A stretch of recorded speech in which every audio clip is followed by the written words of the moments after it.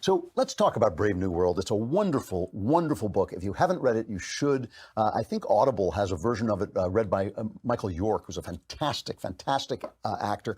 So if you want to listen to it, Aldous Huxley was George Orwell's French teacher at Eton, okay? And Brave New World came out in 1932. 1984, I believe, came out in 1948. I think that's what it was, 1984. And Huxley wrote to Orwell basically saying, my Brave New World is more right than your 1984. And here's why I think he was right.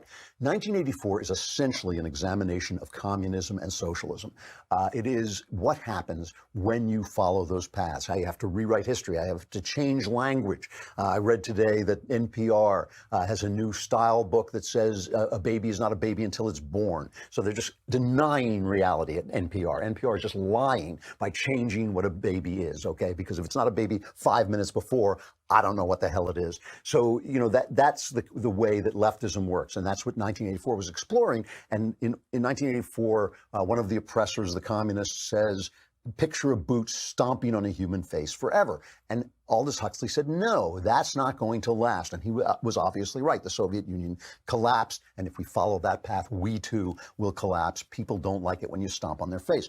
But Huxley actually developed a world that was built on happiness and what he called stability. And the book is very funny, by the way. I mean, funny in this morbid way, but it's still very funny. This is a book where there's no longer natural birth. The word mother has become an obscenity. People are decanted. They're made in test tube babies, right? And they're formed to fulfill the role that they are needed for in society. So you're an alpha, then you're going to be at the top. If you're a beta, you'll be a little bit lower. It goes all the way down to epsilon, where you're just a dumb worker. And they make sure you come out not too smart and not too ambitious and hating books and things like that. They train you. They train your mind to be like that, okay? So that you'll always be happy, right? People are given jobs they don't need, right? God has been replaced by Henry Ford. Everybody says Ford instead of God. Instead of making the sign of the cross, they make the sign of the T for the Model T, because everything is done on an assembly line. Everything is mechanized, and everything is based on the economy and keeping the economy stable and keeping civilization stable. And if you ever get unhappy, they have a drug. It's called Soma. Soma takes care of all your problems. And sex is unrestricted. You can have sex anytime you want. Why? Because if you don't have sex anytime you want, you might develop a passion for somebody. You might develop a passionate attachment for somebody, and they don't want that. Everyone belongs to everybody else is one of the slogans of the society. And these are the things that make people happy. People are happy. If they're not happy, they take Soma, and that makes them happy. If they're not happy, they have sex, and that makes them happy. They don't have families where people get twisted, where they get attached to each other, and they have neuroses. All that stuff has been eliminated. And when somebody comes to one of the leaders and says, you know, you've eliminated suffering, but you've eliminated everything that's important. Let me read you a passage from Brave New World, and this is what the leader says. He says, civilization has absolutely no need of nobility or heroism. These things are symptoms of political inefficiency. In a properly organized society like ours, nobody has any opportunities for being noble or heroic.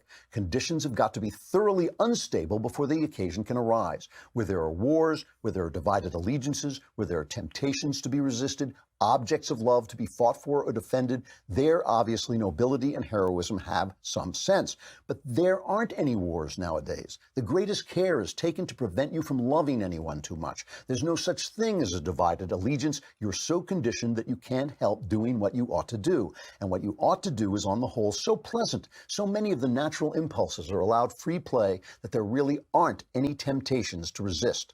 And if ever by some unlucky chance anything unpleasant should somehow happen, why, there's always Soma to give you a holiday from the facts. And there's always Soma to calm your anger, to reconcile you to your enemies, to make you patient and long-suffering. In the past, you could only accomplish these things by making a great effort. And after years of hard moral training, now you swallow 2 or 3 half-gram tablets, and there you are. Anybody can be virtuous now. You can carry at least half your mortality about in a bottle. Christianity without tears. That's what Soma is. And if you rebel against this, the man says, you're claiming the right to be unhappy, not to mention the right to grow old and ugly and impotent, the right to have syphilis and cancer, the right to have too little to eat, the right to be lousy. the right to live in constant apprehension of what may happen tomorrow, the right to catch typhoid, the right to be tortured by unspeakable pains of every kind, right? So in other words, he's saying this is happiness. Like when I complain about antidepressants, not that some people may not need antidepressants, but their widespread use of them to stave off depression, that's soma, right? When we talk about marriage and the attachment of marriage and the commitment to fidelity, that's painful. That costs you something. You don't have that cost here.